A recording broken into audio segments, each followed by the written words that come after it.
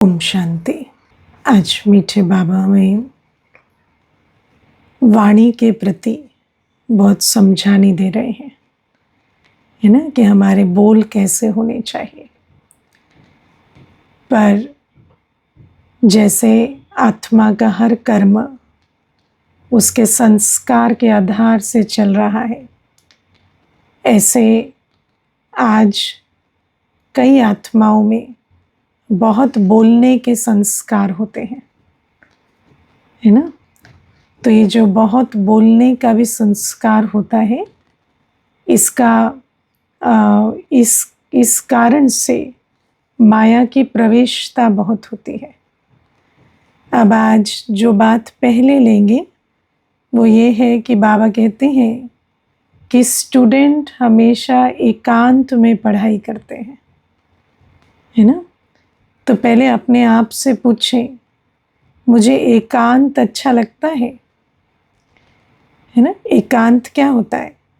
एक तो बाबा हमें, जैसे दुनिया में स्टूडेंट्स पढ़ते हैं तो स्टूडेंट्स क्या चाहते हैं, हमें अकेला कमरा मिल जाए, है ना, हम शांति में, वायुमंडल ऐसा हो कि कोई आवाज़ ना हो। लेकिन ज्ञान में एकांत की परिभाषा अलग है। ज्ञान में बाबा कहते हैं कि कभी अकेला मत रहो, है ना। बाबा कहते हैं एक के अंत में रहो, बाबा की याद में रहो, उसे कहते हैं एकांत। बाबा कहते हैं एक की याद में एक बाबा के साथ रहना, उसे कहते हैं एकांत। और बाबा कहते हैं कि बाबा की पढ़ाई हम बच्चे कब कर सकेंगे? जब हम बाबा की याद में हैं, बाबा के साथ हैं। भले आसपास कितने भी देहधारी हो, कितनी भी आवाज़ हो, उससे कोई अंतर नहीं पड़ता। मुझे तो मन बुद्धि से एक बाबा की याद में रहना है। लेकिन आप देखो कि कई बच्चों को ये संस्कार होते हैं, देहधारियों का संग ढूंढते हैं, है ना। जिनके अंदर ज़्यादा बात करने के संस्कार होते हैं ना, वो फिर देहधारियों का संग ढूंढते हैं। और जब देहधारियों का संग ढूंढते हैं तो उस द्वार से, ये जो आत्मा की चाह है या खोज है, उस द्वार से बहुत सारे कर्म बंधन सामने आते हैं, है ना। माया का द्वार बन जाती है ये इच्छा, देहधारियों का संग। आज आप देखो कई दुनिया में आप सुनेंगे ये बोलते हैं कि हम अकेले नहीं रह सकते, है ना, या हमें कोई चाहिए, है ना। और फिर क्या होता है, बोलने को, बैठने को, बात करने को। और फिर जिनको ऐसी चाहना होती है, उस चाहना के द्वार से बहुत सारी माया प्रवेश करती है ना। व्यर्थ, विकार, मोह, सब कुछ वहाँ से आता है ना। व्यर्थ का खाता बहुत वहाँ से बनता है। कईयों को एकांत से डर लगता है ना। एकांत माना अकेलेपन से, उनको तो बाबा का पता नहीं है, तो अकेले रहने से कई डरते हैं। कई ऐसे सोचते हैं कि हमारा कोई नहीं होगा, तो उसमें भय लगता है उनको। कई को ऐसे बोरियत की फीलिंग आती है ना, अंदर परेशानी होती है। इस प्रकार की भावनाएं कई ऐसा अनुभव करते हैं कि हमें होती है। दुनिया में कहते हैं लोनलीनेस से डील करना बहुत मुश्किल होता है। लेकिन ये सब कुछ क्यों होता है? क्योंकि हमारे अंदर 63 जन्मों के देह अभिमान के और पाप के संस्कार हैं। तो जो पाप के संस्कार होते हैं, देह अभिमान के संस्कार होते हैं, उस कारण से देहधारियों के प्रति बहुत आकर्षण होती है ना। ज़रूरी नहीं कि कोई सिर्फ विकारी आकर्षण हो, लेकिन ये जो व्यर्थ का बोलना, बैठना, बतलाना, इसकी भी बहुत आकर्षण होती है। लेकिन इन सब का कारण क्या होता है? हमारे 63 जन्मों के व्यर्थ विकारों के संस्कार, है ना। बाकी ऐसा कुछ नहीं है कि कोई अकेले रहने में आत्मा को कोई तकलीफ है। शांतिधाम में बात करेगी क्या आत्मा? हाँ, शांतिधाम में तो अकेले रहेगी ना।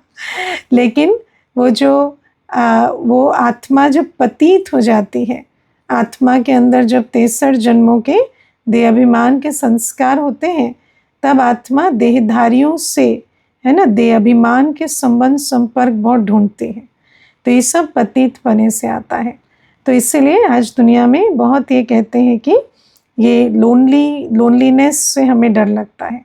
और फिर क्या होता है, किसी से भी संबंध बनाने का मुख्य आधार क्या रखते हैं? व्यर्थ बातें करना, है ना। आप देखना, बैठेंगे ना तो कोई एक स्थान पर दो बैठे हैं तो कोई आपस में बात करने का कोई आधार भी नहीं है, कोई टॉपिक भी नहीं है, तो भी क्या कहेंगे, आज है ना बहुत गर्मी है, ऐसे करके बात शुरू कर देंगे, है ना।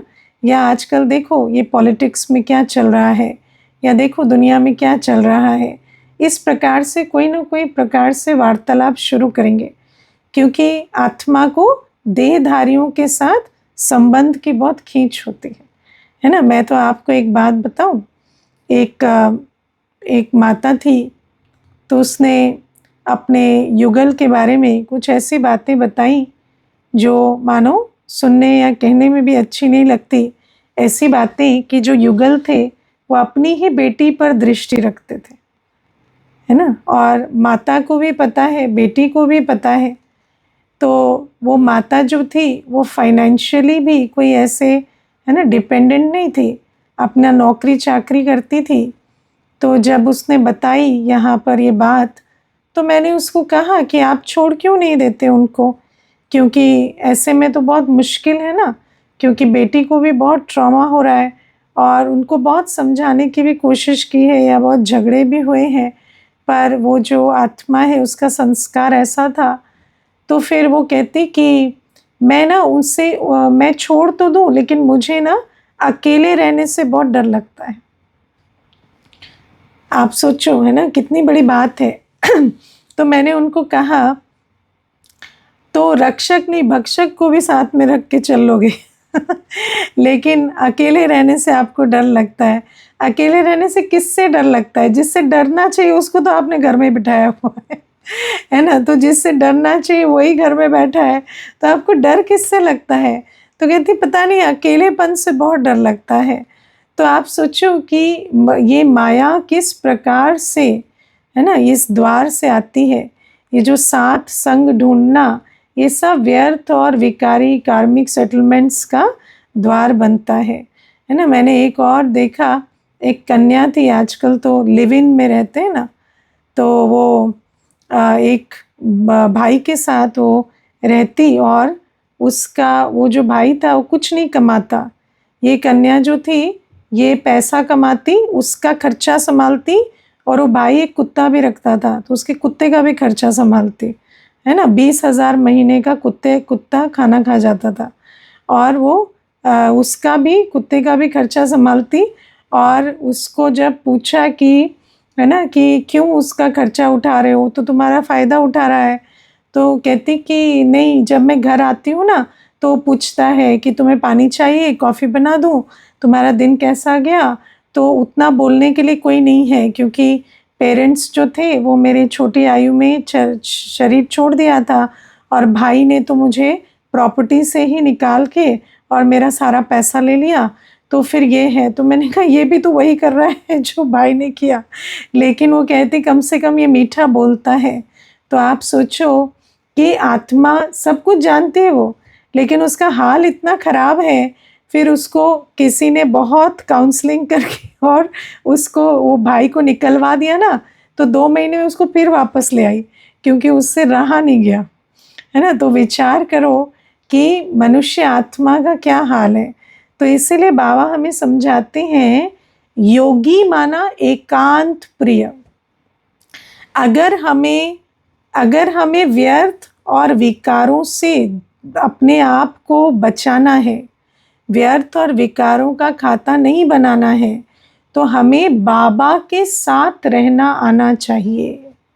वरना क्या है, आत्मा का संग ढूंढेंगे तो वो व्यर्थ विकारों का खाता बनेगा ही बनेगा, है ना। अगर हमारे अंदर खींच है ना, जिसको हम लोग कंपल्सिवनेस कहते हैं, अगर हमें बात करने की, संग ढूंढने की खींच होती है, तो जो खींच है वो माया का द्वार बनेगी और हमें उल्टा संग व्यर्थ का खाता बनवाने वाला संग ही मिलता है। लेकिन जिस आत्मा ने जो बच्चे ज्ञानी योगी हैं, उनको एक बाबा की याद में, एक बाबा के साथ सुख का अनुभव करना आना चाहिए, है ना। और जो ये सीख जाता है वो आत्मा चूज करके संग लेती है ना। किससे बात करना है, कितना बात करना है, क्या बात करना है, वो आप चॉइस लेते हो। आप अगर अंदर से खाली हैं तो आपके पास वो चॉइस नहीं होती।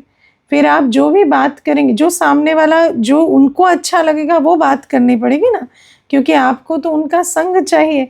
और उनको भी बहुत अच्छी तरह से वो मालूम पड़ रहा है कि इनका तो बहुत बुरा हाल है, ये तो मेरे संग के लिए कैसे भी बातचीत करने को तैयार हो जाएंगे। तो बाबा हमें समझाते हैं कि बच्चों को एकांत प्रिय होना चाहिए। और योगी और भोगी में, भोगी माना जो संस्कार के वश है, और योगी माना जो मन बुद्धि का मालिक है, जो स्वराज अधिकारी है, दोनों में एक मूल अंतर होता है कि भोगी जो है वो आत्मा एकांत प्रिय नहीं होगी, उसको हमेशा संग ढूंढेगी। और जो योगी होता है वो बाबा के संग में बहुत सुख आनंद में रहेगा।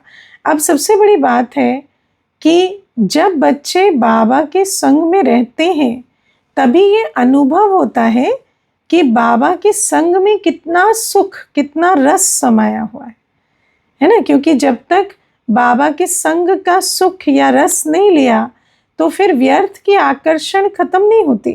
कई बार बच्चे जो है वो सोचते हैं कि हम, है ना, व्यर्थ मुक्त हो जाएं, हम व्यर्थ संग ना करें। लेकिन वो तब होगा जब हम बाबा के प्रेम सुख का अनुभव करेंगे, साथ का अनुभव करेंगे। देखो, भक्ति और ज्ञान में एक मूल अंतर है ना। भक्ति में गायन है, पूजन है, कीर्तन है, अनुभव नहीं है ना। लेकिन ज्ञान अनुभव बेस्ड है ना। ज्ञान में ज्ञान आप समझा ना सके कोई प्रॉब्लम नहीं है, लेकिन आपको अंदर अनुभव होता है ज्ञान। जैसे कल मुझे कोई पूछ रहे थे कि शुभ भावना, शुभ कामना कितना काम करती है, तो मैंने कहा 100%। तो कहते हैं आपको कैसे पता? मैंने कहा ये मेरे अनुभव की बात है। मैंने शुभ भावना, शुभ कामना रखने का जो पुरुषार्थ किया, उससे मुझे उन सामने वाली आत्मा की वृत्ति में भी परिवर्तन का अनुभव हुआ है। मैंने अपने अंदर भी जो उनके प्रति जो भी भावनाएं थी वो सब परिवर्तन होने का अनुभव किया है। तो ज्ञान जो है वो सारी सूक्ष्म प्रैक्टिसेस के बारे में। लेकिन ये जो सूक्ष्म बातें हैं जो बाबा कहते हैं ये करो, तो जब करेंगे तो अनुभव की अथॉरिटी मिलती है। तो ज्ञान में है अनुभव की अथॉरिटी, भक्ति में है शास्त्रों की अथॉरिटी, है ना। ज्ञान में पंडित नहीं बनना है। ज्ञान में आप कितना जानते हैं उससे अंतर नहीं पड़ता, आपको कितना अनुभव है। तो बाबा कहते हैं बाबा के साथ का, बाबा के प्यार का, बाबा के संबंध का अनुभव हुआ है आत्मा को, है ना। जब हम बाबा को याद करते हैं तो पहले पहले क्या होता है? पहले तो वो एक एक्सपेरिमेंट की तरह होता है। पहले एक्सपीरियंस नहीं होता। पहले तो हम एक, बाबा ने कहा तो जैसे आपको कोई तथ्य मालूम पड़ता है तो आप कहते हैं सपोज ऐसा है, तो उसके ऊपर एक्सपेरिमेंट कर रहे हैं, देखें होता है या नहीं। लेकिन धीरे धीरे बाबा शांति का सागर है, उसको उस स्वरूप से याद करने से शांति का रस आत्मा में समाता है। बाबा प्रेम का सागर है, उस बाबा को प्रेम सागर के रूप में याद करने से आत्मा के अंदर के जितने भी हीलिंग है ना, जो आत्मा के अंदर जितने भी घाव है, ट्रॉमा है, वो सब हील होते हैं। तो बाबा कहते हैं आत्मा जैसे जैसे बाबा की याद में रहती है, एकांत में रहती है, तो आत्मा के अंदर बाबा के संबंध का रस, प्राप्तियों का रस, गुण, शक्तियाँ सब भरपूर होते जाते हैं। और ऐसी आत्मा जो बाबा ने आज कहा ना, बाबा की याद से खुशी मिलती है, मैनर्स सुधरते हैं, ताकत भरती है। तो जब हम इस प्रकार से बाबा की याद में रहते हैं तो फिर बाबा कहते हैं ऐसी आत्मा के लिए बाबा का क्या डायरेक्शन है? कम बोलो, है ना। लेकिन कम बोलने का डायरेक्शन वो नहीं मान सकेंगे जो बाबा की याद में नहीं रहते, है ना। क्योंकि बोलने की ये जो उत्कंठा है ये भी एक इंद्रिय रस है ना। जैसे इंद्रियों का रस है, तो इंद्रियों का रस तो खींचेगा ना अगर आत्मा अंदर से भरपूर नहीं है। तो इसलिए बाबा कहते हैं बाबा की याद में रहो, तभी सेफ्टी है। और बाबा कहते हैं आत्मा को बहुत कम बोलना चाहिए, बच्चों को कम बोलना है। क्यों? बाबा कहते हैं बड़े आदमी कम बोलते हैं, है ना। बड़े आदमी कम बोलते हैं, आपने देखा है। हाँ, बड़े आदमी जो होते हैं उस जास्ती नहीं बोलते। मुझे याद है एक बार कोई बता रहे थे कि दुनिया में एक बहुत बड़े आदमी है, मतलब दुनिया के नामी ग्रामी व्यक्ति।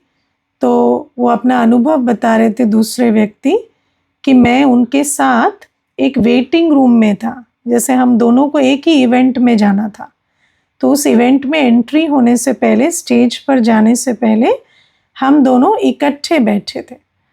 तो जब हम इकट्ठे बैठे हैं तो मुझे लग रहा है कि वो भी खाली बैठे, हम भी खाली बैठे, दोनों वेट कर रहे हैं तो हम कुछ बात कर लें, है ना। लेकिन वो बिल्कुल चुप बैठे हैं। वो उनकी कद, प्रतिष्ठा, उम्र बड़ी थी मुझसे। तो मैंने एक दो शब्द उनको कुछ पूछा ताकि बातचीत होने लगे, पर वो उसका एकदम सीधा सीधा जवाब देते और फिर चुप बैठ जाते है ना। क्योंकि ये जो होती है ये बड़े आदमियों की निशानी होती है, वो ज़्यादा बात नहीं करते। जास्ती बोलना, है ना, माना संस्कार के वश होना, इंद्रियों की चंचलता, है ना। चंचलता बड़ेपन की निशानी नहीं होती, इंद्रियों की चंचलता है जास्ती बात करना। तो बाबा हमें कहते हैं कि तुम बच्चे तो बहुत बड़े आदमी बनने वाले हो, तुम तो देवता बनने वाले हो। देवताएं तो बहुत थोड़ा बोलते हैं। तो हम बच्चों के अंदर जास्ती बोलने के संस्कार नहीं होने चाहिए। हम कोई भी बात, देखो जब हम बाबा की याद में रहते हैं ना तो हम सोच कर बोलते हैं, ज्ञान स्वरूप होकर बोलते हैं। और जब हम बाबा की याद में नहीं रहते तो बोल कर सोचते हैं, है ना। कई बार बोलने के बाद सोचते हैं कि ऐसा नहीं बोलना था। तो इसीलिए मुख्य पहली बात क्या अंडरलाइन कराई? बाबा की याद। क्योंकि जब तक बाबा के साथ का खजानों का रस अंदर भरा नहीं है तो इंद्रिय रस खींचेगा और आत्मा सोच समझ कर कर्म नहीं कर सकते। तो बाबा हमें समझाते हैं कि तुम बच्चों को सोच कर बोलना है। जब भी कुछ बोलते हो तो पहले विचार करो, क्या ये सत्य है, क्या ये आवश्यक है ना, क्या ये बोलना ज़रूरी है। और मैं आपको 100% ये बता सकती हूँ कि जब आप किसी भी बात को सोचेंगे ना क्या ये ज़रूरी है, तो 99% बातें भूलनी ज़रूरी नहीं होती, है ना। क्योंकि वो तो हम सिर्फ संस्कारों वश बोलते हैं। मुझे याद है एक बार एक ऐसा टास्क दिया गया था कि आज सारे दिन कोई भी बात बोलने से पहले सोचो ये व्यर्थ है या आवश्यक है और फिर बोलो। तो अगले दिन सबने यही समाचार सुनाया कि हम तो सारे दिन चुप ही रहे क्योंकि कोई भी मेजॉरिटी बातें ऐसी होती हैं जो बोलने की कोई आवश्यकता नहीं होती। तो बाबा कहते हैं सिर्फ आवश्यक बोलो, बाकी टाइम चुप रहो, बाबा की याद में रहो। क्योंकि बाबा हमें आज फालतू बोल के प्रति सावधान करते हैं। फालतू बोल जब आत्मा बोलती है ना, कोई भी व्यर्थ की निशानी क्या होती है? व्यर्थ का बोझ चढ़ता है, वेस्ट का वेट, है ना। फालतू संकल्प, फालतू बोल, फालतू कर्म क्या करते हैं? आत्मा पर बोझ चढ़ाते हैं, है ना। एक्स्ट्रा का, फालतू का वेट होता है और उससे क्या होता? आत्मा की शांति खो जाती है। आपने देखा है ना, कई बार कोई बोल दिया, उसके बाद सोचा कि ये नहीं बोलना था पर बोल दिया, तो उसके बाद मन शांत नहीं हो पाता, क्योंकि व्यर्थ का बोझ ऐसा होता है। कोई कर्म भी फालतू कर दिया, मानो किसी को एक कॉल लगाना था, आपने कॉल लगाया पर फिर उन्होंने उठाया नहीं, तो आपने 10 बार कॉल लगा दिया उनको, फालतू कर्म किया तो उसके बाद आपकी दिल खाएगी, शांत नहीं रह पाएंगे, है ना। उसके बाद उन्होंने नहीं उठाया से ज़्यादा ये चलेगा कि मैंने 10 बार क्यों किया, है ना। क्योंकि कोई भी व्यर्थ कर्म, व्यर्थ संकल्प भी किसी के प्रति चलाएंगे तो उसमें भी जैसे शांति खो जाती है। और बाबा हमें समझाते हैं कि तुम बच्चे तो धरती के सितारे हो, तुम्हें नक्षत्र देवता कहकर पूजते हैं। बाबा कहते हैं आज सितारों को पूजते हैं, नक्षत्रों को पूजते हैं। तो ये जो सितारे हैं, ये जो सितारे हैं ये तो लाइट्स हैं, है ना। ये तो कोई देवता नहीं है, ये तो इस मांडवे की, इस स्टेज की लाइटिंग है। लेकिन इनको भी क्यों पूजते हैं? बाबा कहते हैं ये यादगार में पूजन होता है। किसका यादगार? हम बच्चों का यादगार। बाबा कहते तुम हो धरती के सितारे, तुम हो नक्षत्र देवता, तुम्हारी अवस्था से विश्व की अवस्था निर्धारण होती है ना। तुम्हें शांत रहकर शांति की दुनिया बनानी है।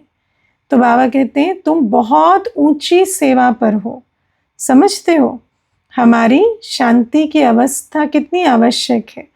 और जब भी हमसे कोई व्यर्थ बोल निकलते हैं तो हमारी शांति खो जाती है। और बाबा कहते हैं जो तुम्हारा अलौकिक दिव्य कर्तव्य है वो नहीं हो पाता। और फिर बाबा कहते हैं क्योंकि तुम्हें बड़े आदमी बनना है तो तुम्हें वो संस्कार भी बनाने हैं, है ना। तुम्हें स्वर्ग में जाकर कम बोलना है तो तुम्हें यहाँ भी कम बोलने के संस्कार बनाने हैं, क्योंकि संस्कार तो सारे यहीं बनेंगे, है ना। और फिर बाबा हमें कहते हैं कि तुम बच्चों को शांति धाम जाना है, जहाँ बिल्कुल शांत में बैठना है। तो तुम्हें यहाँ टॉकी से मूवी से साइलेंस में जाने का पुरुषार्थ करना है।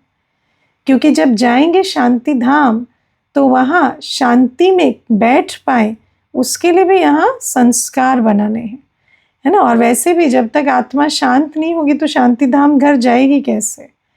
तो ये सारे संस्कार बनाने के लिए बाबा कहते हैं कम बोलो, है ना, जितना आवश्यक हो उतना बोलो। और बाबा कहते हैं व्यर्थ बोलने से चुप रहना अच्छा है। फिर बाबा हमें समझाते हैं see no evil, hear no evil, talk no evil, think no evil. जो बात तुम्हें बुरी लगती है उससे किनारा कर लो, है ना। इसको समझना, हमारा जो कलियुगी संस्कार है वो क्या है? जो बात बुरी लगती है उसको बहुत सोचते हैं, बहुत वर्णन करते हैं कि नहीं। हाँ, किसी का आपको व्यवहार बुरा लगा, उसके बारे में सोचते चले जाते हैं। किसी की आपको बात बुरी लगी, उसको लेकर सोचते हैं उन्होंने ऐसे क्यों बोला, ये कोई बात है ना। फिर उनके संस्कारों में, वर्णन में चले जाएंगे, बहुत सारी चीज़ें करेंगे। लेकिन बाबा कहते हैं कि तुम्हें कोई भी चीज़ बुरी लगती है तो उससे किनारा कर लो। किनारा कर लो माना ना उसका चिंतन करो ना वर्णन करो, है ना। उसका चिंतन या वर्णन करना कैसा हो गया? जैसे किचड़े को उगार रहे हैं, और किचड़े को उगारेंगे तो क्या होगा? बदबू निकलेगी ना। तो बाबा कहते हैं फिर क्या होगा? अंदर जो अवस्था बिगड़ेगी तो बोल भी उल्टे निकलेंगे, कर्म भी उल्टे होंगे, है ना। लड़ना, झगड़ना, क्रोध, ये सब कहाँ से शुरू होता है? ये सब तो रिएक्शन होता है ना। पहले तो आप दूसरे के बोल और व्यवहार को चित्त पर रख कर खूब चिंतन कर रहे हैं, वर्णन कर रहे हैं, तो उस वर्णन के कारण, चिंतन के कारण अंदर अवस्था बिगड़ रही है। फिर आपके जो कर्म है, बोल और व्यवहार, वो बिगड़ता है। फिर उस कारण से आपको अंदर स्वमान नहीं रहता, है ना। स्वमान की अवस्था खराब हो जाती है, क्योंकि आत्मा से उसकी शांति, खुशी कोई नहीं छीन सकता। जब आत्मा स्वयं अपनी मर्यादा क्रॉस करती है तभी वो अशांत होती है। आपने देखा है ना, आप किसी को भी कोई उल्टा बोल दे, उसके बाद आप शांत नहीं हो पाते। लेकिन वो क्यों हुआ? क्योंकि आपने पहले उसके बोल और उसके व्यवहार से किनारा नहीं किया, उसको चित्त पर रखकर बहुत चिंतन किया। इसीलिए फिर जो चिंतन किया वो अवस्था अपनी बन गई और फिर उसमें रिएक्शन में आए। तो बाबा कहते ये तो दैवी गुण नहीं है ना, देवता लड़ेंगे झगड़ेंगे क्या, क्रोध करेंगे, कटु वचन बोलेंगे, है ना। आप देखो ब्राह्मण भी होते हैं तो ब्राह्मणों को बहुत चैलेंजेस आते हैं संबंध में, है ना। कोई कुछ कहेगा, कोई कुछ कहेगा, क्योंकि नेचुरल है, हर किसी के पास जो अथॉरिटी है वो प्रेशर बनाकर और उस आधार से आपको अपनी मनवाना चाहता है। लेकिन आप श्रीमत पर हैं तो आप पर कई अनेक प्रकार के प्रेशर डाले जाते हैं। कोई बुरा व्यवहार करेगा, कोई आपके साथ बुरा बोलेगा, लेकिन बाबा कहते हैं तुम जो चीज़ बुरी है ना उससे बुद्धि से एकदम किनारा करके रहो, उसको देखते हुए भी नहीं देखो, सुनते हुए भी नहीं सुनो, उसका कोई चिंतन वर्णन नहीं करो। और ये किनारा आता है हमें। दुनिया में तो किसी किसी को स्थूल किनारा करना भी नहीं आता। आप बोलेंगे ना उनको कि वो रोज़ कहेंगे ये मुझे फ़ोन करके तंग करते हैं। अभी मुझे एक माता पूछती थी कि मेरा भाई जो है वो फ़ोन करता है तो बहुत इधर उधर की बातें करता है और मैं उसे चुप नहीं करना चाहती, है ना। मैं उसे अगर कहूँ कि मुझे नहीं इंटरेस्ट है तो रूड हो जाएगा। तो आप सोचो, कई तो ऐसे फिज़िकल बाउंड्री भी सेट नहीं कर पाते कि कोई व्यर्थ बोल रहा है या कोई ऐसे, है ना। कई होते पैसे मांग लिया किसी ने तो मना नहीं कर पाते, कोई कहेगा चलो शॉपिंग चलते हैं तो मना नहीं कर पाते, कोई व्यर्थ कर्म के लिए भी बोलेंगे फिल्म देखो मेरे साथ तो मना नहीं कर पाते। तो बाबा कहते हैं कई ऐसे भी होते हैं जिनको फिजिकल बाउंड्री भी सेट करने नहीं आते। और बाबा हमें कहते हैं वो तो हमें सबसे पहले आना चाहिए, है ना। हमें ना बोलना, 4 अलंकार जो हैं शंख चक्र गदा पद्म, गदा किसका प्रतीक है, ना बोलने का प्रतीक, है ना। और झुकी हुई है गदा, तो आपको नम्रता से ना बोलना आना चाहिए। ऐसे ना बोलना आना चाहिए कि सांप भी मर जाए और लाठी भी ना टूटे। तो बाबा कहते हैं जब कोई भी व्यर्थ कर्म की बात आती है तो आपको उसे ना बोलना आना चाहिए। मानो कोई आपसे व्यर्थ बातें कर रहे हैं तो आप वहाँ पर उनको कह सकते हैं अभी ना कोई आए हैं, मैं आपसे बाद में फ़ोन लगाऊंगी। तो इस प्रकार से अगर 3 बार कर देंगे उनको मालूम पड़ जाएगा कि ये आत्मा इन बातों में इंटरेस्टेड नहीं है। फिर अपनी तरफ से कभी 2 बोल भी लो, ऐसा भी नहीं कि संबंध बिगड़ ही जाए, है ना। लेकिन वो जो बात है वो ऐसे नहीं कि वो बुरा मान जाएंगे, इसलिए उसको बड़े प्यार से युक्ति से ना करना आना चाहिए, है ना। आप देखो किसी को डायबिटीज़ हो जाता है, कोई प्यार से कहे मीठा खा लो मीठा खा लो तो खा के मर थोड़ी जाएंगे उसके प्यार में, है ना। ऐसे तो नहीं होता ना। तो ऐसे ही अपनी मर्यादा तो सेट करनी ही पड़ती है ना। मुझे क्या खाना है, क्या कहाँ समय देना है, किसके साथ कितना एंगेज होना है, किसको कितना टाइम फ़ोन में देना है, ये सब आपको मर्यादा सेट करनी पड़ती है। लेकिन सबसे बड़ी बाउंड्री सेटिंग क्या, इमोशनल, है ना। कि मुझे किसी भी जो बात बुरी है आपने खुद कह दिया, वो गलत कह रहे हैं, वो गलत व्यवहार कर रहे हैं, गलत बोल रहे हैं, तो जो गलत है उसको आप क्यों सोच रहे हो, है ना। आप कितने गलत हो जो गलत को सोच रहे हो। सोचो, है ना। वो तो गलत बोल रहा है, गलत कर रहा है, आप उस गलत को बैठकर विचार कर रहे हो आप कितने कितने गलत हो। तो बाबा हमें समझाते हैं तुम्हें नहीं जाना उन बातों में। उससे क्या होगा, दोनों चुप हो जाएंगे। जब आप चुप हो जाएंगे ना, आप पार्टिसिपेट नहीं करेंगे तो सामने वाला भी चुप हो जाएगा, क्योंकि एनर्जी कोई वेस्ट नहीं करता। देखो कई होते हैं दुनिया में, हम उनको कहते हैं इनको ड्रामा बहुत पसंद है ना। ड्रामा माना ज्ञान वाला ड्रामा नहीं, इनको ड्रामा क्रिएट करना, रोज़ कुछ ना कुछ तमाशा फैला के रखना, है ना। कईयों को ये बहुत अच्छा लगता है। लेकिन ऐसी आत्माओं के साथ आपको क्या करना पड़ता है, एंगेज नहीं करना है ना। वो रोज़ एक तमाशा फैला के रखेंगे, ये क्यों किया, रोना पिटना कंप्लेन करना, ये सब आदतें होती है। उसमें आपको क्या करना है, आप बिल्कुल चुप हो जाओ, है ना। आप ना सोचो ना बोलो ना उसमें कुछ रिएक्ट करो, तो धीरे धीरे क्या होगा, वो भी चुप हो जाएंगे। क्योंकि उनको तो दोनों तरफ से, उनको भी तो एंटरटेनमेंट चाहिए ना, उनको नहीं मिलेगा तो आपके पीछे टाइम वेस्ट नहीं करेंगे, है ना। तो ये जो चीज़ है ये सीखनी पड़ती, नहीं तो क्या होता कि वो जो बोल रहे हैं कर रहे हैं उसको आप अपने चित्त पर रखेंगे तो आप भी वैसे ही व्यर्थ विस्तार में जाएंगे, है ना। मैं हमेशा एक बात समझाती हूँ, कुछ लोग किसी को क्रिटिसाइज़ करते हैं और कुछ लोग क्रिटिसाइज़ करने वाले को क्रिटिसाइज़ करते हैं। लेकिन करते दोनों क्रिटिसाइज ही हैं। अगर कोई किसी के बारे में व्यर्थ बोल रहा है तो आप भी तो उसके बारे में फिर व्यर्थ सोच रहे हो ना, कि ये क्यों बोलता है, इसकी आदत कितनी खराब है। तो आपने क्या किया, आपने भी वही किया जो वो कर रहा है, आप भी वही कर रहे हो, लेकिन आपको लग रहा है वो रॉन्ग कर रहा है, मैं राइट कर रहा हूँ। तो ये जो किनारा ना करना, किसी के संस्कारों को पहचान कर किनारा ना करना, ये भी पाप का खाता बनाने का द्वार बन जाता है ना। तो ये बाबा कहते कम बोलो, फिर बाबा कहते मीठा बोलो, है ना, धीरे बोलो और मीठा बोलो, है ना। तो धीरे बोलो क्यों, बाबा कहते कोई भी जोर आवाज में बात करता है तो अच्छा थोड़ी लगता है ना। कोयल अच्छी लगती, कौवा अच्छा लगता है, कौवे और कोयल में क्या फर्क है ना, क्या क्या क्या क्या। तो वो जो तेज आवाज होती है ना, ऐसे क्या क्या क्या क्या की तरह सुनाई देती है, तो अच्छा नहीं लगता उस स्वर। तो जब भी बोलते हो तो धीरे बोलो, कोई भी बात कहते हो तो अपना टोन जो है वो धीरे रखो। आप तेज चिल्लाने से कोई ज़्यादा सुनाई नहीं दे जाएगा, लेकिन जब आत्मा अंदर अशांत होती है ना, तो उसका खुद की आवाज़ ऊंची हो जाती है।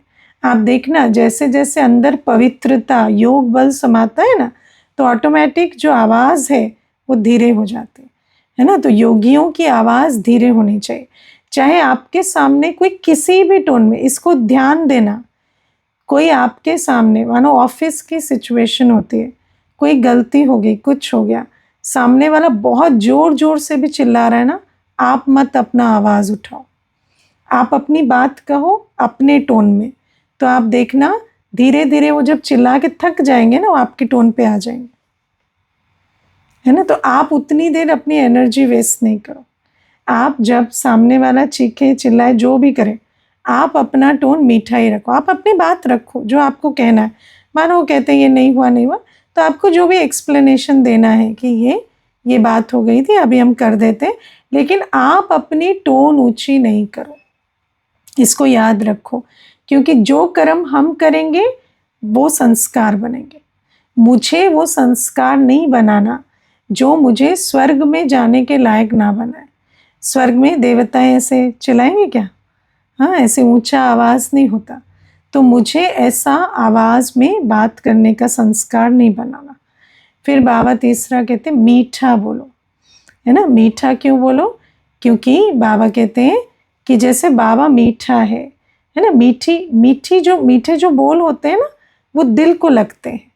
चाहे देखो बाबा हमें कितनी ऊंची ऊंची शिक्षाएं, समझानी, सावधानी देते हैं, कितना करेक्शन देते हैं बाबा, लेकिन हमें कभी भी ऐसे फील नहीं होता ना, फीलिंग में नहीं आते हम कि बाबा ने हमें ऐसे कह दिया, ऐसे कह दिया। क्यों, मीठे रीति से बोलते हैं, है ना। जैसे कड़वी दवाई होती है ना, उसको आप अगर चाशनी में डाल के दे देते हो सिरप के रूप में, तो छोटा बच्चा भी आराम से उस सिरप को पी जाता है। तो बाबा कहते हैं ऐसे कोई भी बात हो, कोई आपको शिक्षा देनी है, समझानी देनी है, देखो करने वाली आत्मा तो अपने समय से ही करेगी। आपके तीखा बोलने से या मीठा बोलने से वो जल्दी या देरी नहीं कर देगी। आपको इस ड्रामा में अपना पार्ट बजाना है, जिसको जो बोलना है वो बोलना ही पड़ता है। तो उसमें अपने संस्कार नहीं बिगाड़ो। आपको जो भी बात कहनी है वो पार्ट है आपका, वो पार्ट आपको बजाना पड़ेगा। आप अगर ऑफिस में हैं तो आपको एम्प्लॉयज़ को डायरेक्शन देने पड़ेंगे, घर में बच्चों को देने पड़ेंगे। तो आप अपनी जो विधि है वो मीठी रखो। अगर विधि मीठी नहीं रखेंगे तो बात तो जब उनको माननी है तभी मानेंगे, लेकिन उनके चक्कर में हमारा संस्कार बहुत बिगड़ता चला जाएगा। तो बाबा हमें ये बातें समझाते हैं। एक तो एकांतवासी बनो, फिर बाबा की याद में रहकर मैनर्स धारण करो, बाबा की याद में रहकर पवित्रता का बल धारण करो, बाबा की याद में रहकर खुशी का खजाना जमा करो, है ना। खुशी क्या है, आत्मा की खुराक है ना। खुशी आत्मा का खजाना है, खुराक है। तो ऐसे याद से आत्मा अपने को भरपूर बनाए, अपनी इंद्रियों पर जीत पाए, और फिर कम बोलो, धीरे बोलो, मीठा बोलो के आधार से अपने आप को हमें व्यर्थ के खाते से बचाना है, और हमें अपने संस्कार भी देवताई बनाने हैं, क्योंकि हमें ऐसी दुनिया में जाना है जहाँ सब बहुत मीठे हैं और सबसे बड़ी बात हम मीठे बाबा के मीठे बच्चे हैं। ओम शांति।